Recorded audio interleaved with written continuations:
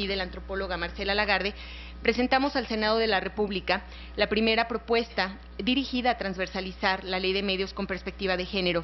Dicha propuesta incluía acciones en todos los niveles de la agenda de género y comunicación, contenidos, acceso y participación de las mujeres en las industrias de comunicación y telecomunicaciones, acceso y participación de las mujeres en el órgano regulador, criterios para la concesión de o para la operación de nuevas concesiones que incluyan la programación o la proyección de programación con perspectiva de género, derechos de audiencias, educación para los medios con perspectiva de género, etcétera. Esta propuesta se hacía sobre la base de la legislación vigente en materia de derechos humanos de las mujeres, que ya contenía ordenamientos a los medios de comunicación.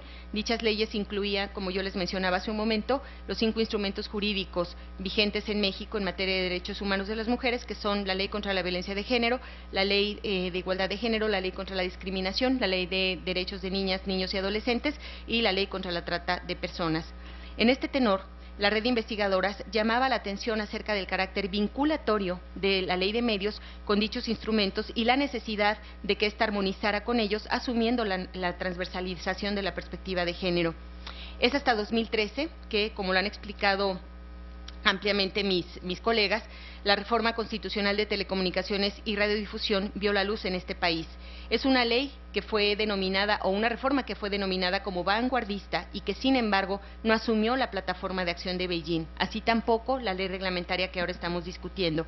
En este contexto, feministas provenientes de diversos sectores retomamos en 2013 la iniciativa presentada por la red de investigadoras en 2008 y a través de la Alianza Nacional por el Derecho Humano de las Mujeres a Comunicar y a la Información, hicimos un llamado público a legisladoras y legisladores a fin de que el diseño de la ley reglamentaria se comprometa con el principio de igualdad de género, garantizando su transversalización. Hoy estamos en reuniones con algunas senadoras en quienes hemos encontrado eco a nuestras propuestas y debo informarles e invitarles que el próximo martes realizaremos en el Senado un foro abierto a fin de que legisladoras, senadoras y senadores entiendan a qué nos referimos con esto de la transversalización de la perspectiva de género en la reforma de telecomunicaciones y radiodifusión. Entre los principios más importantes que consideramos debe incluir o debe asumir esta reforma se encuentran: 1. Promover el acceso y participación de las mujeres y las niñas a la comunicación, la información y la libertad de expresión. Impulsar el sistema de concesión con perspectiva de género, con el fin de que la concesión favorezca la participación de las mujeres en la propiedad, dirección y administración de los medios de comunicación y empresas del sector de las telecomunicaciones, así como la participación de las mujeres en la producción de contenidos audiovisuales. También garantizar un acceso universal con perspectiva de género, de manera que todas las mujeres y las niñas puedan acceder a las nuevas tecnologías en condiciones de igualdad frente a los hombres. Impulsar el servicio público con perspectiva de género, que consistiría en garantizar el acceso de las mujeres a los sistemas comunicativos y a la oferta mediante sistemas de distribución que no requieran el uso de tecnologías de acceso condicional y de un conjunto de contenidos audiovisuales destinados a la satisfacción de las necesidades democráticas, sociales, educativas y culturales de las mujeres y las niñas. También promover la producción de contenidos con perspectiva de género. Esto incluye promover la erradicación de estereotipos sexistas de las producciones audiovisuales y la publicidad, y de garantizar que las producciones que representen un interés audiovisuales que representen un interés para las mujeres puedan tener difusión a través de los distintos medios y plataformas digitales. También garantizar que las mujeres comunicadoras, periodistas y creadoras puedan realizar su trabajo en condiciones de seguridad y con el goce de todos los derechos laborales que la ley en la materia mandata. También alentar a las industrias audiovisuales a aumentar la producción de programas realizados por mujeres, a impulsar la propiedad de los medios de comunicación con perspectiva de género. En este sentido, consideramos que la ley debería promover que se incremente la participación de las mujeres en la propiedad, dirección, administración y producción de las industrias audiovisuales. Asimismo, promover una educación para los medios con perspectiva de género. Pensamos que esta ley debería promover el conocimiento y fomentar la conciencia de que los estereotipos sexistas son discriminatorios y violentan los derechos humanos de las mujeres y las niñas. Ello es acorde con los principios de los derechos de las audiencias, de no solo recibir información que aliente su desarrollo humano, sino de programas de capacitación que promuevan y les ayuden a desarrollar una perspectiva crítica de los contenidos que consumen. También impulsar la autorregulación con perspectiva de género. En este sentido, pensamos definitivamente que la ley debería promover, en la medida en que no atente contra la libertad de expresión, el desarrollo de directrices profesionales, códigos de conducta y otras formas de autorregulación que fomenten la presentación de imágenes no discriminatorias de las mujeres en los contenidos audiovisuales. Asimismo, garantizar la propiedad intelectual con perspectiva de género, el derecho de réplica con perspectiva de género e impulsar observatorios de industrias de telecomunicaciones y radiodifusión con esta perspectiva, lo que implicaría que el Estado mandatara y tuviera la obligatoriedad de vigilar permanentemente estas dimensiones que incluye la Agenda de Género y Comunicación. Con base en lo que he explicado, considero que en nuestra región es necesaria una alianza entre mujeres que en las diversas esferas que he descrito estamos trabajando por la misma causa a fin de impulsar una agenda común y aprender de las mejores prácticas. Por otro lado, considero importante desarrollar estrategias integrales que incluyan distintas dimensiones de la relación género y comunicación, es decir, elaboración y regulación de políticas, monitoreos, formación, etcétera. Asimismo, en mi experiencia, he aprendido que es importante transformar nuestros resultados de investigación en acciones políticas, lo que únicamente sucede si existe un riguroso trabajo teórico-metodológico detrás. En este sentido, he aprendido que los datos cuantitativos tienen una importancia política cuando tratamos de convencer a tomadores de decisiones, sean legisladores, industriales, abogados, etcétera. Por eso, hago un llamado desde aquí a ilustrarnos, a ser muy consistentes para transformar las estructuras institucionales y desmontar el poder patriarcal. Quiero cerrar mi participación citando a Margaret Gallagher, mi gurú en materia de género y comunicación. Ella señala que es esencial romper las barreras conceptuales y perceptivas que separan los temas de género de los grandes temas en la arena del diseño de políticas. Esto significa demostrar la legitimidad y centralidad de la perspectiva de género en los grandes debates en torno al desarrollo, las estructuras de comunicación y los sistemas de información. Muchas gracias.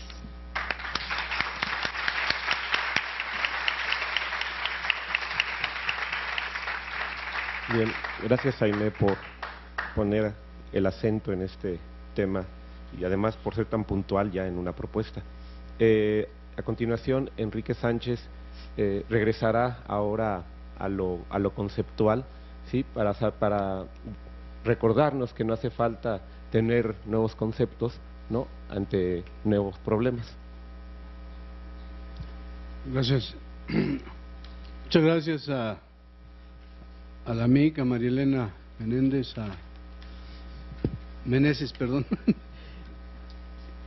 Menéndez fue una presidenta de hace como…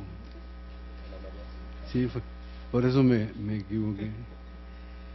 A Ana María Meneses. María Elena Meneses, perdón. De repente se me cruzó con aquella presidenta, fíjate. Bueno, muchas gracias porque me invitaste. Mejor se lo digo directamente a ella para que… Muchas gracias a la Universidad Autónoma de San Luis Potosí por el acogimiento tan bonito que nos han dado y a ustedes por estar presentes, a mis colegas por pues una serie de comentarios muy enriquecedores. Yo voy a tratar de, muy brevemente, voy a ser bastante breve, pero de reflexionar un poco sobre qué tanto necesitamos dos cosas: un nuevo herramental conceptual para analizar estos procesos en principio nuevos que nos están sucediendo, pero también por otro lado qué tanto necesitamos partir de una tal cual, de una teoría de la comunicación únicamente.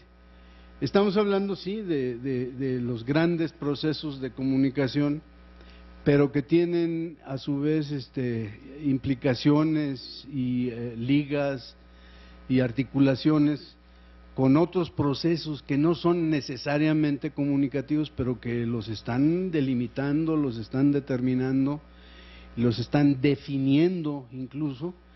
Entonces, en ese sentido, pues, el análisis de estos procesos históricamente nuevos pues más bien pide el recoger toda una herencia, no solamente de los estudios de comunicación, sino también en gran medida, pues, por ejemplo, de las ciencias sociales más en general.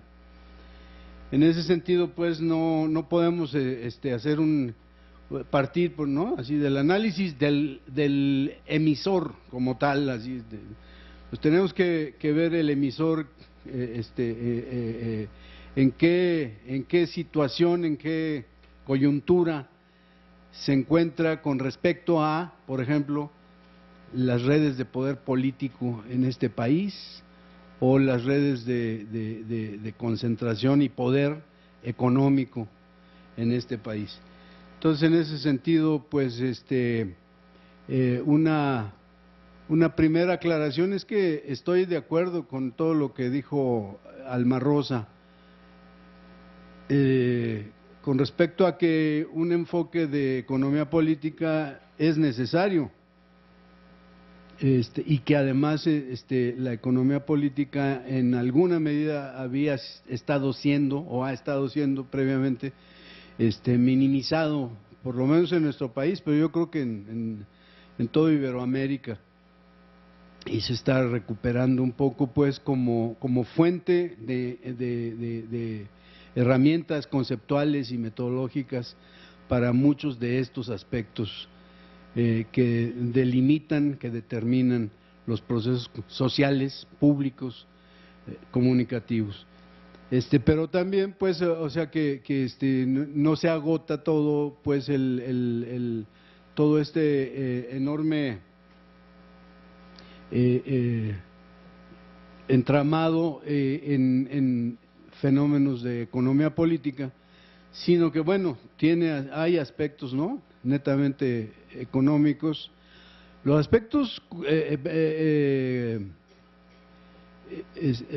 tecnológicos, que, como lo dijo también Alma Rosa, pues básicamente se pueden pensar supeditados en alguna medida a los económicos, pero también tienen su fuerza como insumo histórico de todos estos procesos, ¿no? Y eso los liga también, por ejemplo, con los procesos educativos, los procesos culturales, con toda esta problemática de la innovación, por ejemplo, en nuestras propias universidades, ¿no? Bueno, entonces estamos hablando, pues, de todas estas dimensiones que tienen que ver con grandes reformas como las que se han planteado desde el año pasado hasta ahora, o con procesos más puntuales. Entonces hablamos de lo económico, donde, por ejemplo, pues en nuestro caso es importante, pues, partir de ciertos conceptos como es el mismo de la concentración, los monopolios, los oligopolios, etcétera, ¿no? Pero otra dimensión que también solemos obviar, la tomamos por sentada, pero que es fundamental, es la política, con o sin economía. Quiero decir que los procesos políticos en sí mismos también son importantes en todo discúlpenme el tecnicismo, en todo merequetengue histórico, político, cultural. Lo cultural, por ejemplo, que la gente exija o no exija, participe o no participe en todos estos procesos, tiene que ver con la cultura política prevaleciente, históricamente desarrollada en este país, que a su vez, pues, tiene que ver con los procesos de democratización que han más o menos ido surgiendo en los últimos decenios. Entonces, pues, el mismo aspecto de la participación de la mujer tiene que ver principalmente con aspectos culturales, pero también tiene que ver y determina o no directamente lo político, por ejemplo, etcétera. Entonces, quiero decir que no podemos partir de una teoría de la comunicación, de las leyes secundarias, por así decirlo, para analizar este proceso, sino que tenemos que acudir a las diferentes disciplinas, no sé cómo llamarles, si adyacentes o interactuantes, o simplemente decir que hay que partir de la postdisciplina, ¿no, maestro? Diría Raúl Fuentes, pero sí por lo menos de la interdisciplina o de la multidisciplina, ¿no? Entonces, quiero, por ejemplo, dar un ejemplo. Posiblemente, ya que se resuelva todo este proceso, yo le comentaba a mi esposa en la mañana que yo por lo menos yo estaba así con el temor al estar viendo el noticiero, que por cierto no lo alcanzaba a oír muy bien, pero que las telecomunicaciones alcancé a leer y me asaltó el temor de que en una nota ya me cambiaran todo el rollo para la plática de las es que así estamos, ¿no? Estamos en la plena coyuntura cuando están sucediendo estos hechos, estos eventos, sucesos, pues. Y bueno, una vez que terminen estos procesos, posiblemente pueda yo decir si sirve o no sirve lo que les voy a comentar, pero por ejemplo, yo hice un análisis de cuando estaba chico en el kinder allá en Stanford, hice un análisis de la reforma política de José López Portillo, que a su vez trajo uno de las innovaciones estas que en alguna medida han ido desencadenando en las leyes mexicanas todo esto con el haber incluido en el artículo 7º la cláusula esta del derecho a la información. El Estado garantizará el derecho a la información. Todo el proceso de la famosa reforma política, más o menos, esto lo llegó a escribir y a declarar don Jesús Reyes Heroles, quien fue el que propuso todo esta de la reforma política con López Portillo. Se originó en un estado de ilegitimidad del gobierno mexicano, que había comenzado más o menos más o menos en el 68 con la falta de legitimidad política, y que se agudizaba ya para ese momento con una crisis que estaba heredando, una crisis económica que estaba heredando en aquel momento el gobierno de Echeverría al nuevo gobierno de José López Portillo. No sé si se acuerdan que José López Portillo no tuvo un contendiente para la presidencia. Él solito se aventó todo el país ahí, yo no sé para qué, ¿no? Pero la cuestión es que como parte de la reforma política que lo que generó fue abrió el espectro de partidos, por ejemplo, participantes legal y legítimamente en los procesos, se amplió el número de diputados en la Cámara y otros aspectos, se amplió hacia la derecha y hacia la izquierda, se legalizó al Partido Comunista muchos años en la ilegitimidad. Bueno,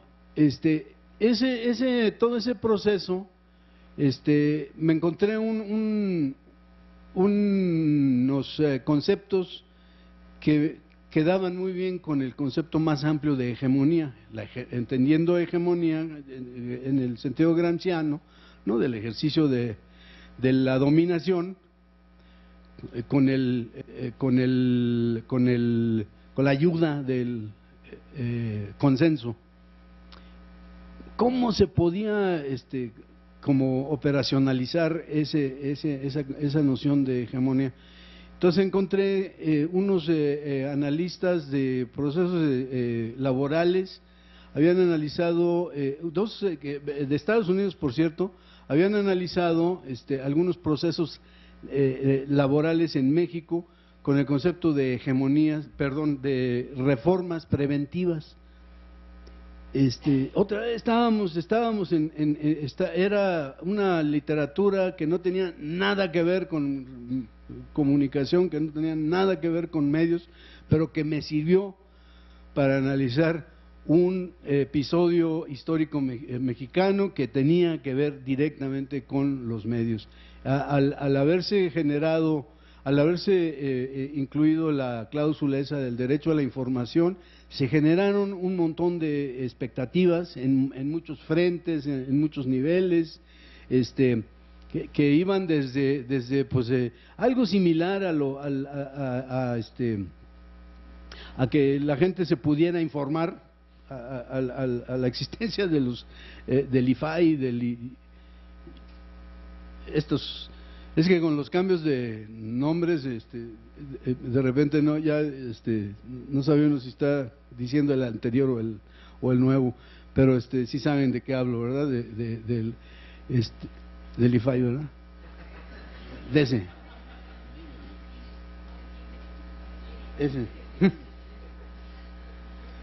Perdón, pues es que